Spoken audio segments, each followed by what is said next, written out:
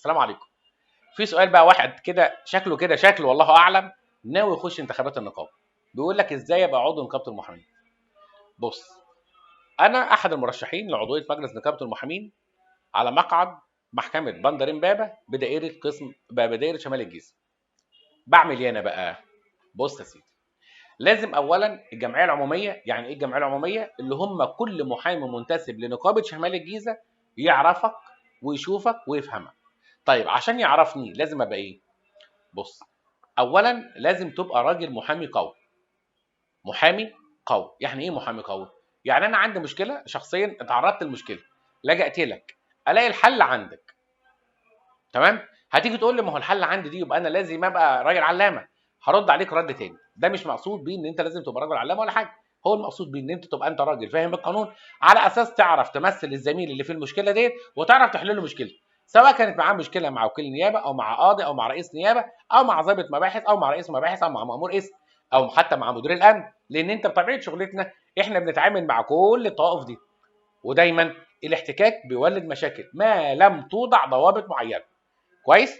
طب انا بقى كراجل عضو او مرشح لعضويه مجلس نقابه المحامين، وبديت احل المشكله ديت وبديت اتعاون معاك كزميل محامي. عندك مشكله في مكتبك، عندك قضيه خاصه بيك، عندك نزاع قضائي مع حد داير بينك وبينه، ووقفت جنبك، اكيد انت مش هتفكر في حد غير مين؟ غير رجب اللي وقف جنبك. تمام كده؟ طب النقطه الثانيه، يبقى رجب عشان يمثلني او نقدر نقول ان هو عنده قاعده عريضه، القاعده دي يقدر يتولى بيها الدفاع عن حد، لازم الاستاذ رجب يبقى عنده ايه؟ صاحب لفظ قانوني او صيغه قانونيه او صفه قانونيه محترمه يقدر يحقق بيها الموضوع. النقطه الثانيه، عشان ابقى عضو مجلس نقابه ناجح لازم ايه؟ لما انا اجي عضو مجلس نقابه واقعد على الكرسي بتاعي، ما اعتقدش انه يبقى في مشكله في دايرتي لاي زميل محامي ايا كان نوع المشكله ديت الا ما احلها له. ولازم يبقى عندي فكره قانونيه جديده مش موجوده اصلا في السوق، ابدا اطرحها على الزملاء بتوعي واعلي من شانهم واخد فكرهم واشتغل بيه. النقطه الثالثه اللي اهم من ده كله، التواصل. يبقى عندي قاعده كبيره قوي من الزملاء اللي يعرفوني. اتنين، ذاتك، مهتم بنفسك، مهتم بشخصيتك، مهتم بقوه ادائك. ثلاثة، الثقافة القانونية القوية بتاعتك اللي تقدر توصلك وتخلي عندك مكانة وعندك قاعدة قانونية واحترام بين الناس. أربعة، العلاقات القوية جدا اللي تقدر تعدي بيك الناحية التانية. خمسة، طبعا تبقى انت راجل قد منصبك تماما، ان انت هتبقى تتولى الدفاع عن جمعية عمومية لا تقل عن من 12 ل 15 ألف محامي.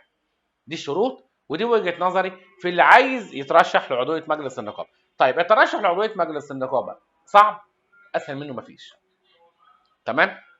طيب محاط بالمخاطر طبعا، مجهود شاق جدا. خد بالك، عضو مجلس النقابه اللي هو وفقا لنصوص القانون عليه اعباء كتيره جدا بخصوص محامين كتار جدا، تمام؟ لازم يحلها.